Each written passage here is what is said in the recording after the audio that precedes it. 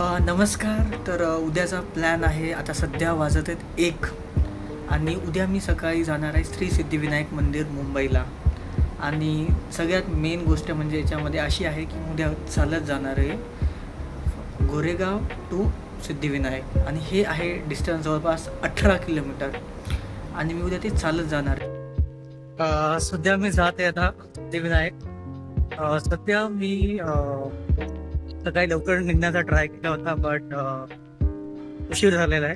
जवळपास आता वाजलेले आहेत जवळपास 8:40 झालेले. तर सिद्धिविनायक मंदिरला मला पोचायला लागणार आहेत 4 घंटे. जर मी कंटिन्युअस चालत राहिलो बट मी कंटिन्युअस नाही चालू शकत तर मे बी मी 6 घंट्यामध्ये पोहोचणार.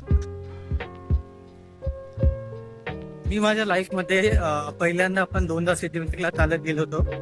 ते डिस्टन्स होतं जवळपास 11 ते 12 किलोमीटर मे बी. मी तेव्हा गेलो घाटकोपर टू सिद्धिविनायक, पण आता मी जाते गोरेगाव टू सिद्धिविनायक. आणि हे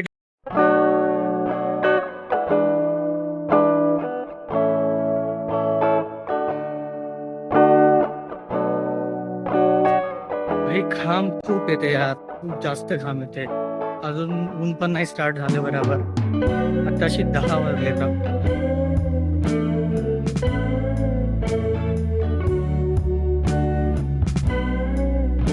मेट्रो लाईन आता तिकडच्या राईट साईडला जाते. मला मॅप दाखवते सरळ सरळ जायचं बट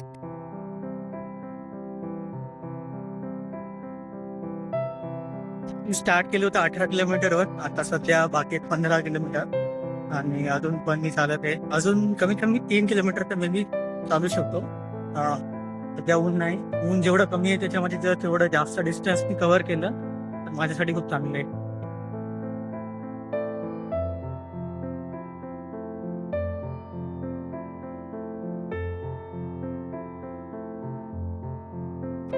बढिया भाई. 4 किलोमीटर कम्प्लीट झाले आहेत. 14 किलोमीटर अजून 5.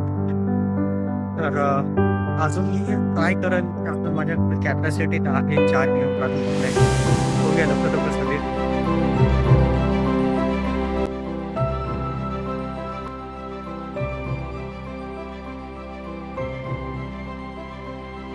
मी मुंबईमध्ये पहिल्यांदा झाले की यार आतापर्यंत सूर्य नाही निघाला. हे माझ्यासाठी खूप चांगलं आहे. बट आता जे रस्ता लागलाय ना तो रस्ता सोडायचाच नाही आहे. म्हणजे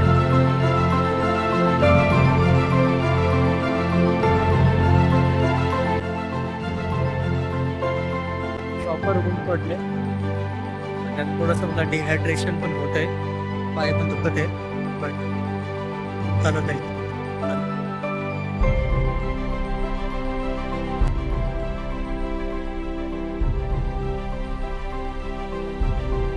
यार आता पाय थोडंसं गाणं गायला लागत आहेत. थोडं दुखत आहेत.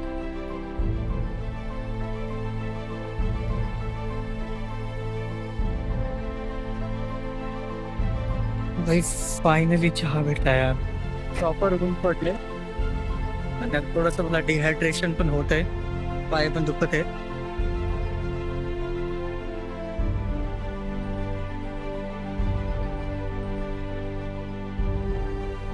खूप जास्त घाम येते.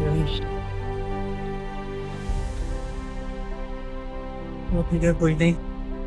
6.7 किलोमीटर और चलेगा अभी बस. 6.7 यार लग गए मेरे पाय. बोलता है अच्छा. Turn left to stay on road number 3. अजून 6.4 किलोमीटर आहे. माहित नाही यार मला काय. भाई जेवढं वाटलं तेवढं सोपं नाही यार. खरं रिअली पूर्ण हालत खराब झालेली आहे. शरीर आराम मागत आहे.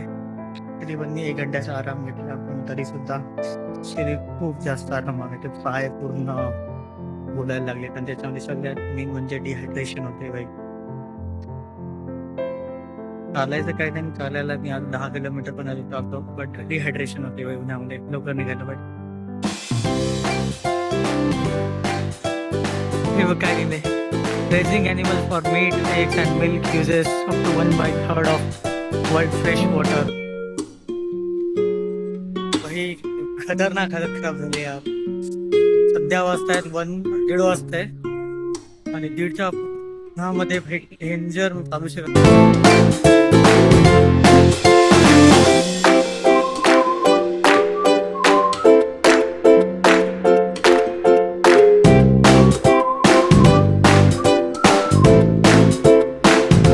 लिटरली ऊन तपतंय यार, लिटरली.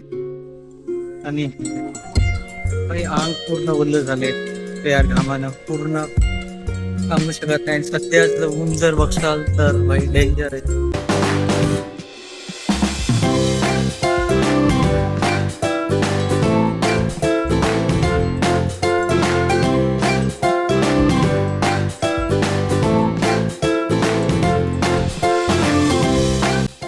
अडीच किलोमीटर असून बस अडीच खूप झालं अडीच बट करणार.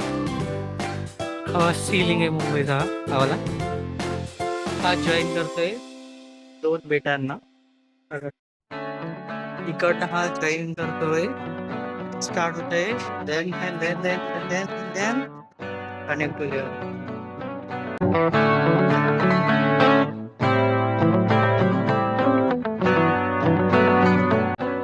Guys 1 kilometre remaining. असं मला वाटत आहे की मी 40-50 किलोमीटर चाललो, कारण की डिहायड्रेशन वगैरे खूप टफ झालं.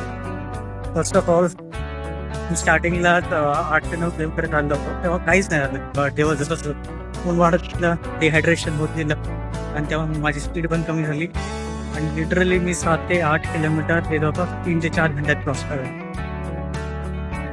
बहुत बट 1 किलोमीटर इज रिमेनिंग. मी या रस्त्यावरती पहिल्यांदा पण आलेलो आहे, माहिती हा रस्ता.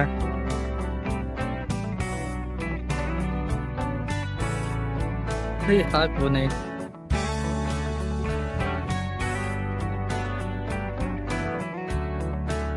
$650 मीटर ऑनली. चलिए चलो.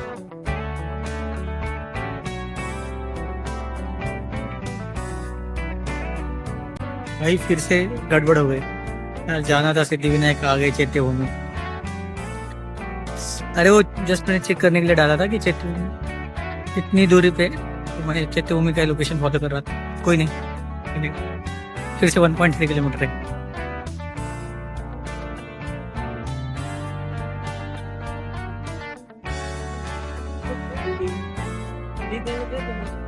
हे बघा, हे सिद्धिविनायक मंदिर मुंबई. आणि मी माझं जे पण जर्नी होती तिथं फिनिश केलेली आहे.